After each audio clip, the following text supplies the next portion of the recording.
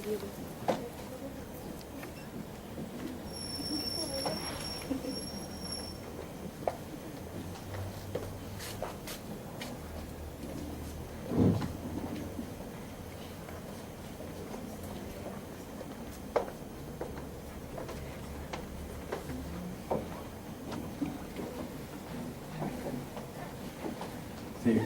buenas tardes, bienvenidos a la penúltima conferencia del FIMES 2018.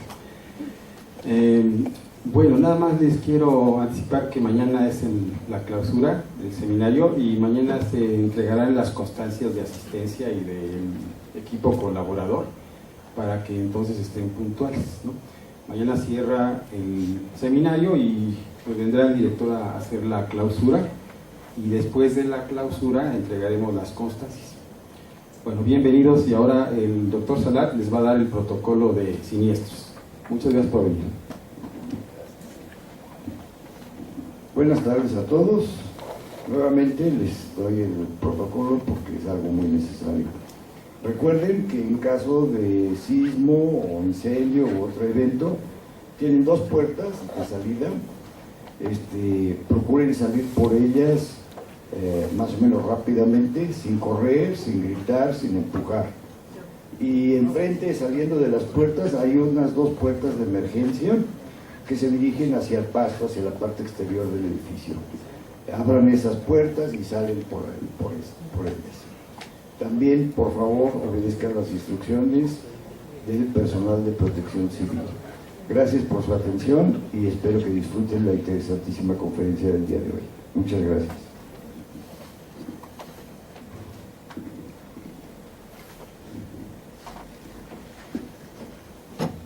Bien, buenas tardes. Tengo el enorme privilegio de presentar y leer una breve semblanza de la doctora Abigail Rodríguez Nava. Me voy a permitir leer la semblanza de nuestra expositora del día de hoy. La doctora Rodríguez Nava es economista por la Unidad Iztapalapa de la UAM, maestra en economía con especialidad en política económica por la Universidad Nacional Autónoma de México y doctora en ciencias económicas por la Universidad Autónoma Metropolitana Campus Iztapalapa. La doctora es especialista en política económica, teoría monetaria, economía financiera y administración de riesgos. Ha impartido más de 100 cursos en licenciatura y posgrado, participado como conferencista en más de 120 congresos nacionales e internacionales, ha coordinado también numerosos diplomados y cursos de educación continua en las distintas modalidades, ¿no? En la modalidad presencial y a distancia. Es miembro del Sistema Nacional de Investigadores, nivel 2 de CONACYT, y de varias comisiones académicas evaluadoras y de comités editoriales de revistas especializadas. Ella se ha desempeñado como docente en la Secretaría de Educación Pública y en la Escuela de Graduados en Administración y Dirección de Empresas, EJADE, del Instituto Tecnológico de Estudios Superiores de Monterrey. Asimismo, colaboró en el diseño e impartición de seminarios de actualización y capacitación en dependencias del gobierno mexicano, entre ellas la Secretaría del Medio Ambiente y Recursos Naturales, el Consejo Nacional para la Cultura y las Artes y la SEP. Además, ha sido consultora en temas relacionados con la evaluación de proyectos de inversión y administración de riesgos financieros para los sectores público y privado.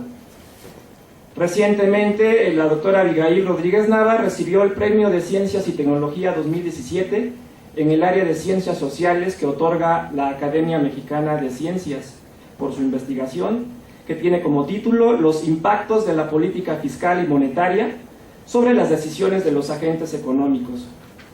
Actualmente es profesora investigadora de la Unidad Xochimilco de la UAM. Recibamos pues con un fuerte aplauso a nuestra distinguida invitada que tenemos el día de hoy. Adelante, doctora.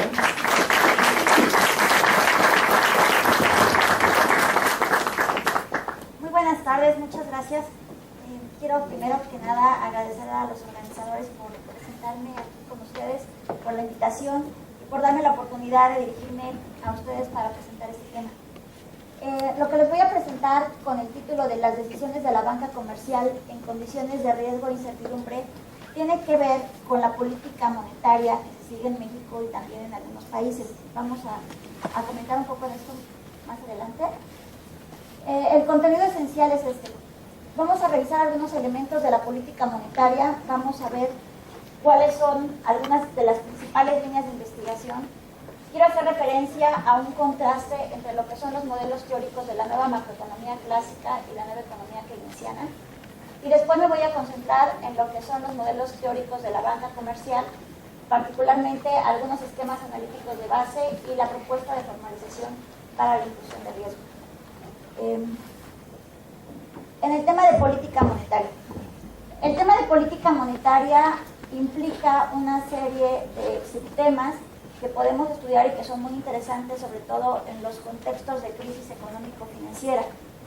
Entre estos temas destaca, por ejemplo, el primero, que es las relaciones entre las variables en el corto y largo plazos, es decir, si la política monetaria del Banco Central tiene algún efecto de manera inmediata o sus efectos van a repercutir para el largo plazo, para varios años. También estos efectos de la política monetaria sobre las variables reales, la discusión de los objetivos de política monetaria, si se trata de estabilidad de precios, de estabilidad macroeconómica, de ambos, o incluso podemos hablar de estabilidad financiera. Por ejemplo, en México sabemos que el principal objetivo de política monetaria es el control de la inflación, pero en otros países como en Estados Unidos ya se incluye un objetivo adicional, por ejemplo, el crecimiento económico o la generación de empleo. Y en el caso de Inglaterra, otro de los objetivos que se agregan a estos dos es la estabilidad de los mercados financieros. Entonces aquí podemos preguntarnos por qué no todos los bancos centrales asumen este objetivo, la estabilidad del sistema financiero, que le haría muy bien a la economía. Y la cuestión aquí resalta la credibilidad que tiene el Banco Central de cumplir unos objetivos. Por ejemplo, en el caso de México, pues México ha sido exitoso en el control de la inflación. Si comparamos los niveles de inflación que teníamos en la década de los años 80 y los niveles de inflación que tenemos en la actualidad, y todo eso se debió a la adopción del nuevo instrumento de política monetaria, que es la tasa de interés. Ya se ha dejado de utilizar el esquema de los cortos o el esquema de la oferta monetaria, y a partir de la propuesta de John Taylor de 1993 y en México, que se adopta hasta principios del año 2000, entonces se fue exitoso en ese control de la inflación. También tenemos la conducción de la política monetaria, si la política monetaria se basa en compromisos o en reglas, o bien bajo discrecionalidad. En el caso mexicano, la política monetaria se rige fundamentalmente bajo reglas que son el control de la tasa de interés nominal. Sin embargo, también hay algunos instrumentos que se pueden hacer referencia a que son instrumentos discrecionales, como pudiera ser el control del tipo de cambio o el control de los salarios mínimos.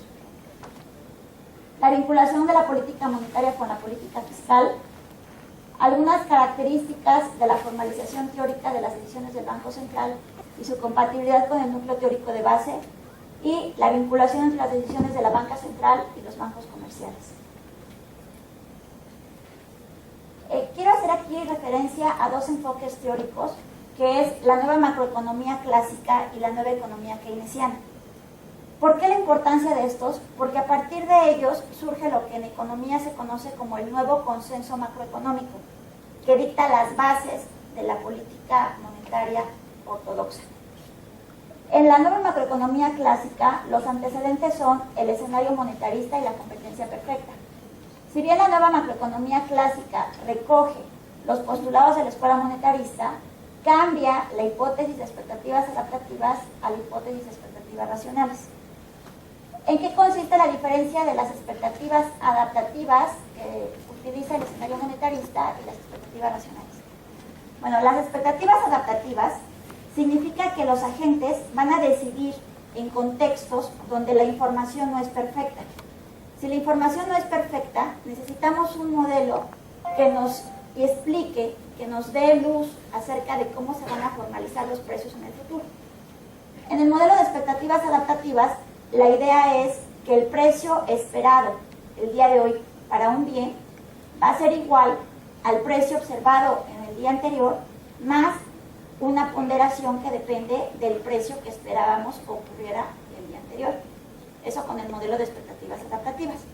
Mientras que con el modelo de expectativas racionales, el precio de un bien depende no nada más de la historia pasada de los precios anteriores de ese bien, sino también depende del conjunto de información disponible.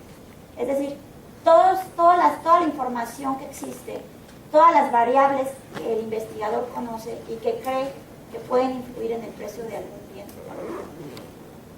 La principal aportación de la introducción de las expectativas racionales no radica solamente en que se amplíe el conjunto de información, sino también en el tipo de error en el cual incurren los agentes. Bajo expectativas adaptativas, los errores de predicción pueden ser errores aleatorios y errores sistemáticos. Los errores sistemáticos son los que dependen del individuo. Es como si nosotros cometiéramos un error, nos damos cuenta de que cometemos ese error y sin embargo no hacemos nada para corregirlo, nos seguimos equivocando. En cambio, bajo la idea de las expectativas racionales, aquí ya únicamente se cometen errores de tipo aleatorio, es decir, en los cuales el investigador no tiene responsabilidad propiamente dicho.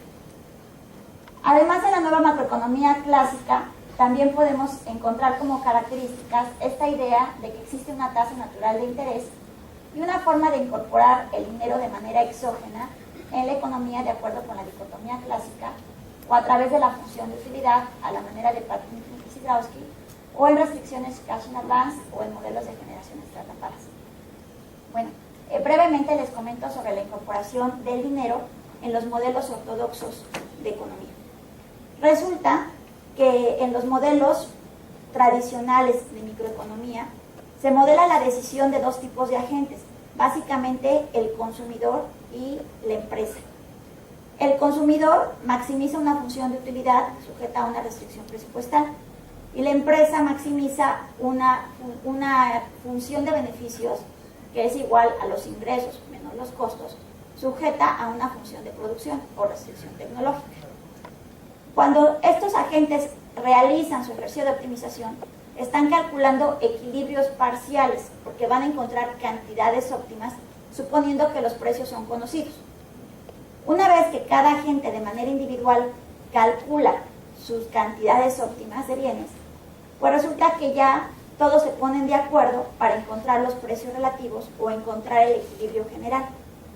Sin embargo, esto lo podemos hacer sin tener dinero. En un segundo momento, ya que se calcularon las cantidades óptimas, ya que se calcularon los precios relativos, entonces se incorpora de manera exógena la cantidad de dinero en la economía. No hay mayor explicación para esto en el escenario ortodoxo. Simplemente hay dinero en la economía, aparece por arte de magia el dinero, y entonces, ahora sí, este dinero nos va a servir para facilitar los intercambios. Y vamos a poder encontrar, junto con la ecuación cuantitativa del dinero, vamos a poder encontrar los precios nominales de los bienes.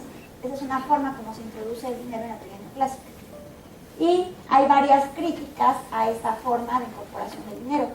Una de ellas es la que hace Patinkin y Sidrowski.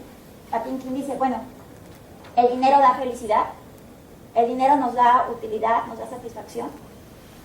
O sea, nosotros nos ponemos contentos si tenemos dinero en la bolsa o no nos cambia el día el tener o no tener dinero.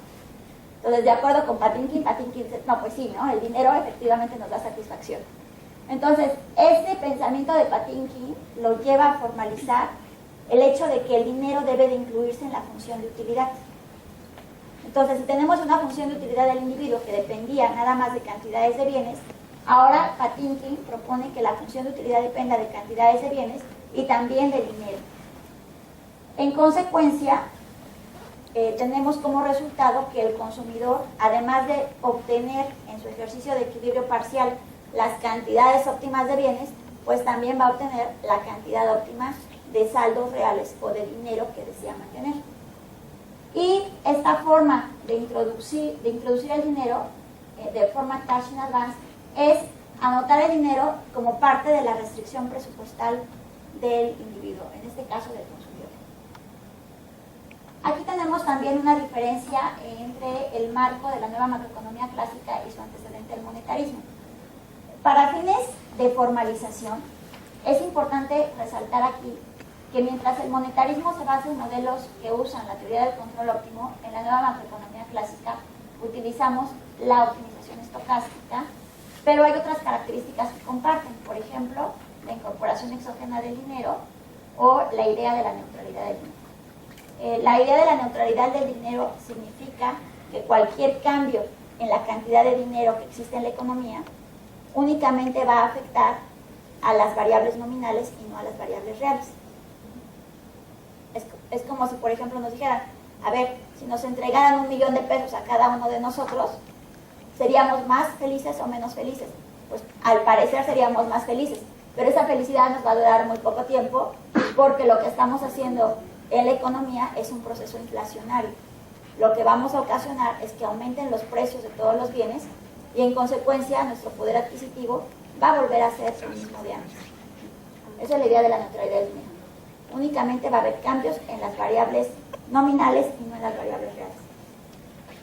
Y bueno, este es el modelo básico de la nueva macroeconomía clásica.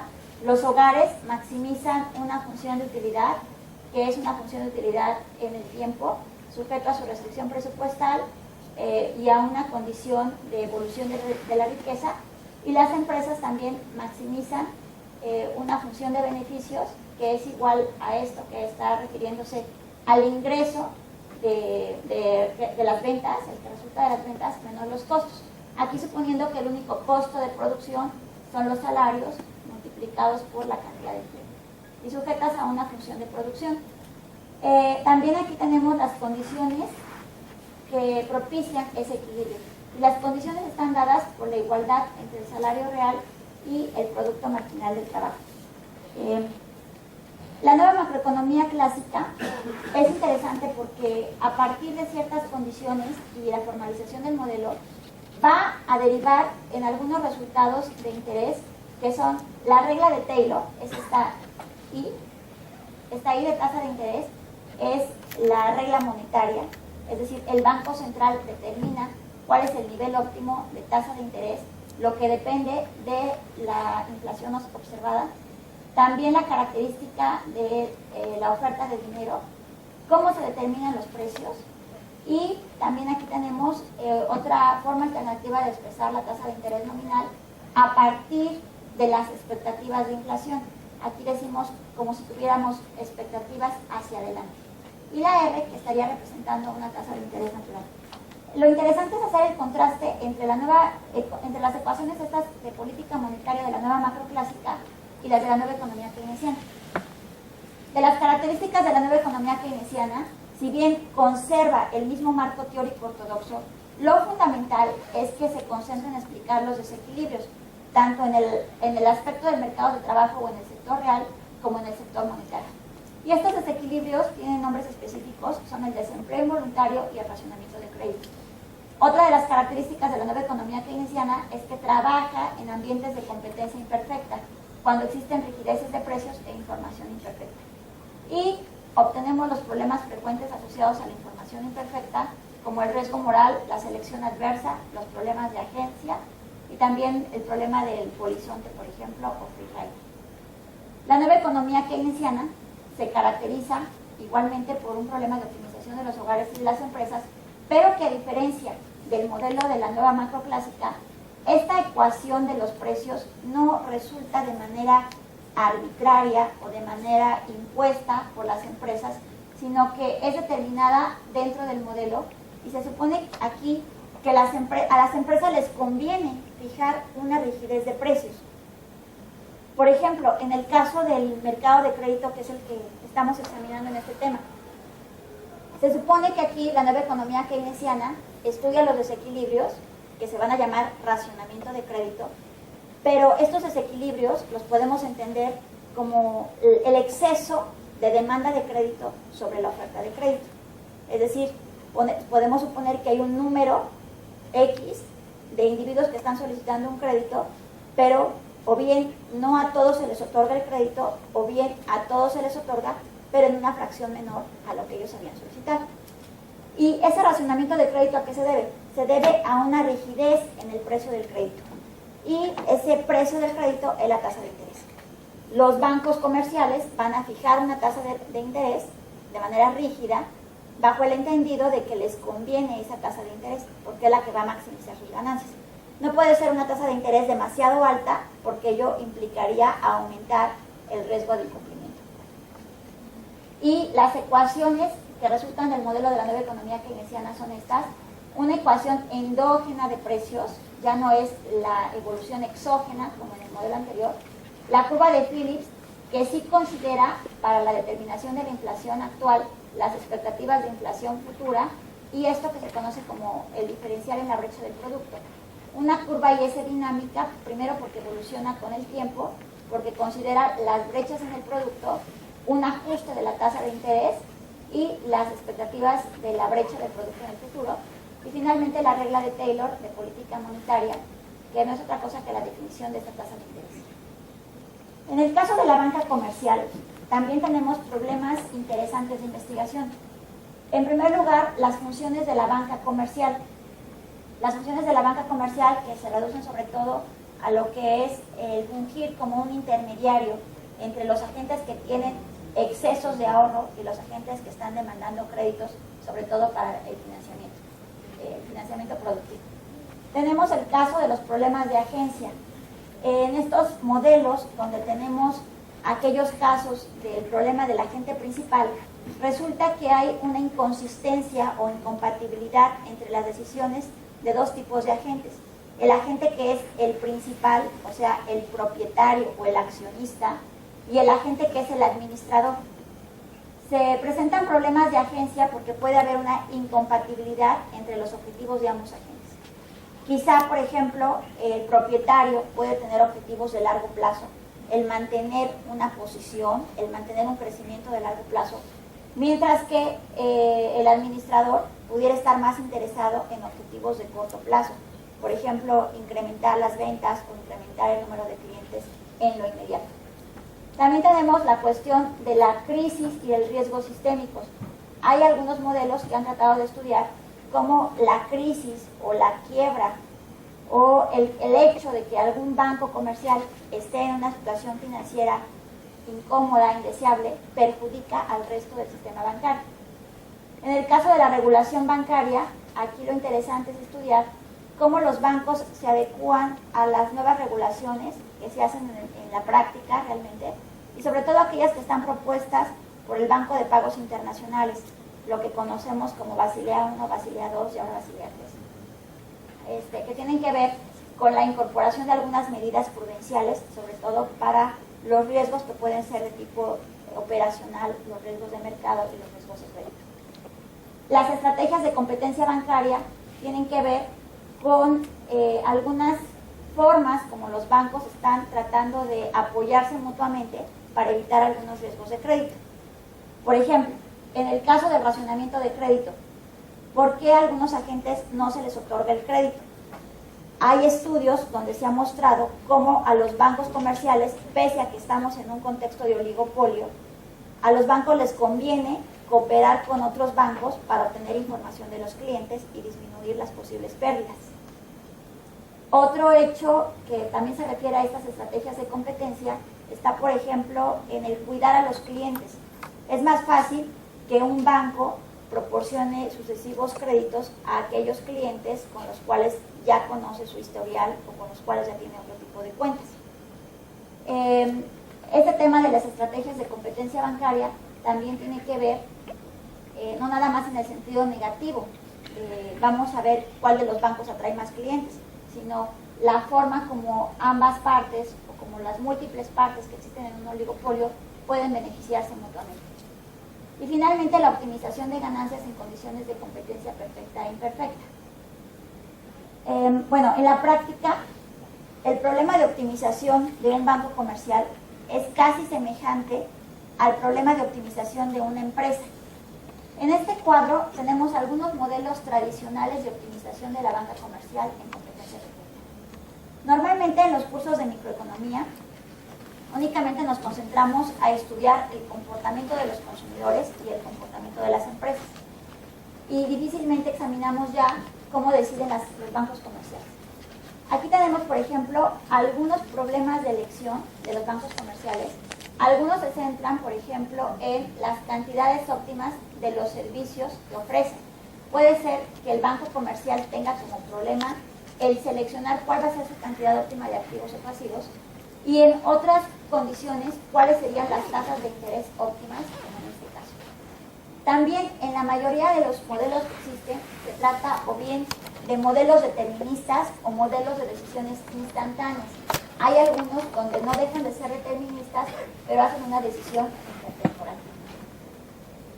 Bueno, y aquí seguimos también con otros ejemplos de modelos clásicos donde han tratado de estudiar estas formas de elección de los bancos comerciales. Lo que vamos a mostrar más adelante es una propuesta para formalizar la decisión de los bancos comerciales en condiciones de riesgo e incertidumbre, que tiene que ver con un modelo de tipo estocástico. Pero a manera de introducción, aquí puse un par de ejemplos donde estos, como son las formas tradicionales como un banco podría elegir. Aquí tenemos que un banco puede decidir sobre un flujo esperado de las utilidades, y vamos a pensar aquí que esta pi es una variable aleatoria que tiene una distribución de probabilidad n con media mi y varianza sigma cuadrada. En este modelo de pi también tenemos que el banco va a maximizar una utilidad que depende de los ingresos esperados y está sujeto a un flujo de ingresos que dependen de la composición que tenga de los activos. M dinero y estas X están refiriéndose a distintos activos que puede tener el banco comercial. El balance general bancario nos dice que estos son los activos. Esto es muy sencillo, el balance general bancario, pero tenemos algunos activos que pueden ser como los préstamos o créditos otorgados, bonos gubernamentales y las reservas bancarias, y del lado de los pasivos estamos teniendo depósitos y capital bancario. A partir de este balance general bancario podemos también desarrollar más adelante un problema de optimización. Vean, aquí tenemos el caso de la optimización determinista. El banco comercial maximiza una función de beneficios que es igual a los ingresos menos los costos. Esta RA representaría la tasa de interés de los activos multiplicado por el total de activos menos los pasivos, sujeto a una condición donde los activos son función de la cantidad de los pasivos. Esto es pensar en un marco teórico ortodoxo, es decir, el banco no puede otorgar más créditos de la cantidad de pasivos que dispone. Calculamos la ecuación lagrangiana y finalmente el resultado es la definición de la cantidad de pasivos óptima y la cantidad de activos óptima. Para extender esa versión tradicional a la manera estocástica, en primer lugar queremos recuperar un concepto que es la probabilidad esperada de incumplimiento. La probabilidad acumulada de incumplimiento. Y lo que nosotros hacemos es calcular la probabilidad instantánea de incumplimiento con tasas de recuperación nula. Esta ecuación es una definición de la pérdida esperada por incumplimiento. La pérdida esperada por incumplimiento se define como la diferencia entre el precio de los bonos gubernamentales y los bonos corporativos. Esta T está representando que es la fecha inicial de un contrato y la T mayúscula la fecha final de un contrato.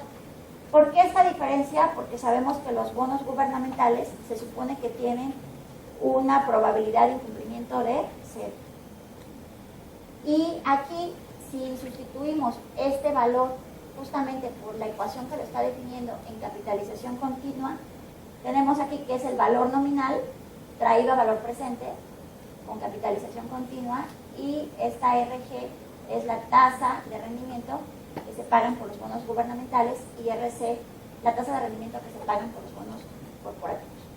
Muy bien, entonces la probabilidad acumulada de incumplimiento también se define de esta forma. Simplemente es la diferencia, el cociente que está dado por justamente el valor del bono gubernamental, y también lo podemos expresar de esta forma. Para calcular la probabilidad instantánea de incumplimiento, aquí lo que se hace es tomar un momento determinado dentro de todo el intervalo. El intervalo o la madurez de un bono parte del periodo inicial T minúscula y T mayúscula. mayúscula. Y podemos pensar que esta tau es un periodo, una fecha inicial, intermedia entre la fecha inicial y la fecha de madurez. Si hacemos esta resta, vamos a obtener finalmente una ecuación que nos va a definir cuál es la probabilidad instantánea de cumplimiento, que es esta P mayúscula tau, y si restamos a la unidad esa probabilidad instantánea de incumplimiento,